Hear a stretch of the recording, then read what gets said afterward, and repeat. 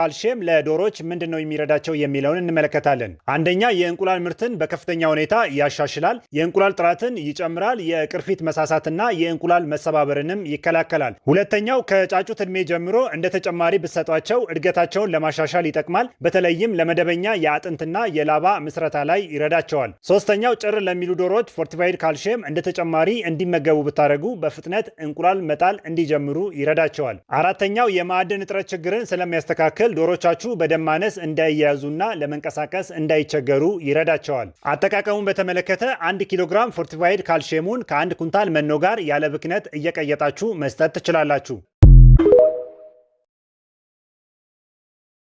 በዶሮ ቤት የሚከሰትን መጥፎ ሽታ እንዴት እንከላከላለን? እንግዲህ ፋርም ላይ ሽታ አስቸገረን የምትሉ ብዙ አርቢዎች በኮሜንት እየነገራችሁን ይገኛሉ። ሽታን ለማጥፋት ምን አይነት ቴክኒክ እንጠቀም ነው? ሽታን ለማጥፋት ዋነኛው ቴክኒክ የአየር ዝውውርን መጨመር ነው። በቤት ውስጥ የሚገኝ የአየር ዝውውር በቂ ከሆነና በደንብ የአየር ዝውውር እንዲኖር የሚደረግ ከሆነ ይህ ማለት ትይዩ ሳይዶችን በመክፈት በቂ የሆነ መስኮት ወይም በቂ የሆነ ቆርቆሮም ከሆነ ግማሹን ቆርቆሮ በማንሳት ወይም ደግሞ በቂ አየር ከጥቅ እስከ ጥቅ እንዲገባ የሚያስችል አየር መክፈት ከቻልን ይሄ አንደኛው መሬት እርጥብ እንዳይሆን ይቀንሳል ማለት ነው። ዋንኛው ያው መሬት እርጥብ ስለሆነ ነው ሽታ የሚከሰተው።